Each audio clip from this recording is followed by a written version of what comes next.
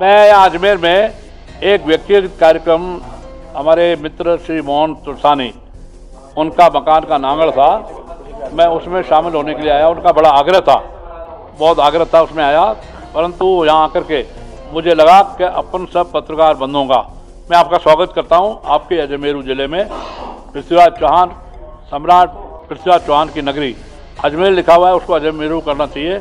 अजमेरू के इस नगर में आप मेरा स्वागत कर रहे हैं, मैं आपका स्वागत कर रहा हूँ। शेखावटी में एक कहावत है, और मेरे संपर्क पाठ मैं तो न चाटू तू मन चाट। तो मैं आपका स्वागत करता हूँ पत्रकारों का। राजनीति में छल कपट बहुत चलता है, लेकिन मैं छल कपट से परे हूँ। और अजमेर में लोकसभा चुनाव के लिए मैं दावा नहीं करता, मैं सिर्फ इतना ही निवेदन करता हूँ कि मैंने जो 3-4 लाइनों का मेल किया है माननीय मोदी जी को, माननीय अमित शाह जी को, माननीय राष्ट्रीय अध्यक्ष नड्डा साहब को, और बाकी माननीय प्रहलाद जोशी, माननीय अरुण सिंह जी वगैरह 7 मेल किए। उसमें लिखा है कि मेरा जन्म 1-10-50 है और मैं सक्षम हूँ शारीरिक रूप से चुनाव लड़ने के। मैं अजमेर में एक व्यक्तिगत कार्यक्रम हमारे मित्र श्री मोहन तुलसानी, उनका मकान का नांगड़ था, मैं उसमें शामिल होने के लिए आया। उनका बड़ा आग्रह था, बहुत आग्रह था, उसमें आया। परंतु यहाँ आकर के मुझे लगा कि अपन सब पत्रकार बंधुओं का मैं आपका स्वागत करता हूँ। आपके अजमेरू जिले में पृथ्वीराज चौहान, सम्राट पृथ्वीराज चौहान की नगरी अजमेर लिखा हुआ है, उसको अजमेरू करना चाहिए। अजमेरू के इस नगर में आप मेरा स्वागत कर रहे हैं, मैं आपका स्वागत कर रहा हूँ। शेखावटी में एक कहावत है, और मेरे संपर्क पाठ मैं तो न चाटू तू मन चाट। तो मैं आपका स्वागत करता हूँ पत्रकारों का। राजनीति में छल कपट बहुत चलता है, लेकिन मैं छल कपट से परे हूँ। और अजमेर में लोकसभा चुनाव के लिए मैं दावा नहीं करता, मैं सिर्फ इतना ही निवेदन करता हूँ कि मैंने जो 3-4 लाइनों का मेल किया है माननीय मोदी जी को, माननीय अमित शाह जी को, माननीय राष्ट्रीय अध्यक्ष नड्डा साहब को, और बाकी माननीय प्रहलाद जोशी, माननीय अरुण सिंह जी वगैरह 7 मेल किए। उसमें लिखा है कि मेरा जन्म 1-10-50 है और मैं सक्षम हूँ शारीरिक रूप से चुनाव लड़ने के। और मैं 2 जगह के लिए दावा करता हूँ, अजमेर और अलवर। अलवर का मैं रहने वाला हूँ, अजमेर में मैं निःशुल्क से जीत सकता हूँ। अजमेर ज़िले में ब्यावर में मेरा जन्म हुआ है, इसलिए मैं इस दावे को अजमेर ज़िले के साथ जोड़ रहा हूँ। और इस तरह कहना उनको उस मेल में किया है। दूसरी लाइन लिखी है कि मैं निःशुल्क से विजयी होऊंगा, विजयी होकर के पार्टी की झोली में सीट डालूंगा। 2 लाइन और लिखी है, पार्टी इस संबंध में जो सर्वे करवाना चाहे, डिजिटल या भौतिक फील्ड में जाकर, मैं उस विश्वास को जीत सकने की स्थिति में हूँ। निश्चित रूप से रामगढ़ की जनता ने मुझे चाहा, एक भी सिंधी वोट नहीं था, एक भी सिंधी परिवार नहीं था। तो अलवर की जनता और अजमेर की जनता मेरे को सर आँखों में बिठाएगी।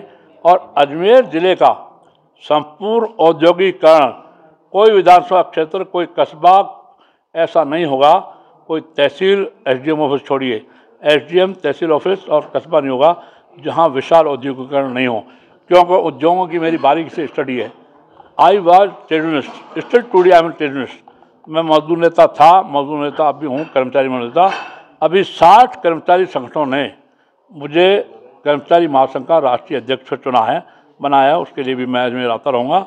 और इस संबंध में मैं निवेदन कर रहा हूँ कि मैं सर्वे करने के आधार पर अजमेर से निश्चित रूप से मैं नंबर 1 पर 2 पर रहूँगा, मुझे टिकट मिलना चाहिए, मैं ये दावा करता हूँ।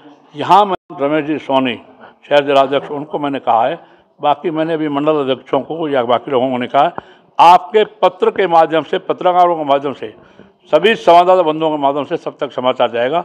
मैं इस नाते से आपके बीच में आया हूँ। जय हिंद, जय भारत, जय श्री राम। सर, टिकट मांगने का क्या कारण मानते हैं? अजमेर से टिकट मांगने का अजमेर से आप टिकट मांग रहे हैं? अजमेर से टिकट मांगने का, मैं कास्ट फैक्टर से बहुत ऊपर हूँ। रामगढ़ जहाँ से मैं पहला चुनाव लड़ा, लगातार एमएलए रहा, वहाँ कोई सिंधी वोट नहीं है, परंतु यहाँ समाज के वोट भी हैं, बाकी हिंदू समाज भी। मैं सिंधी जाति के आधार पर नहीं, सिंधु से हिंदू, सिंधुस्तान से हिंदुस्तान, तो हिंदू, संपूर्ण हिंदू समाज के आधार पर मैं चुनाव लड़ना चाहता हूँ। और अजमेर में जो एक समुदाय विशेष का आतंक रहता है, उस आतंक को ख़त्म करने के लिए मेरी विशेषता है। मेवात में जहाँ 11 तरह के अपराध है, उन अपराधों को भी कंट्रोल मैंने किया और वहाँ पूरे कंट्रोल करके मेवात में चला, क्योंकि मेवात पूरे देश में प्रसिद्ध है, बदनामी है। वहाँ सोने की ईंटें, वहाँ गोकशी, वहाँ गो तस्करी, वहाँ पहाड़ों का अवैध खनन, वहाँ सिंथेटिक दूध वगैरह वगैरह कई 11 तरह के अपराध हैं।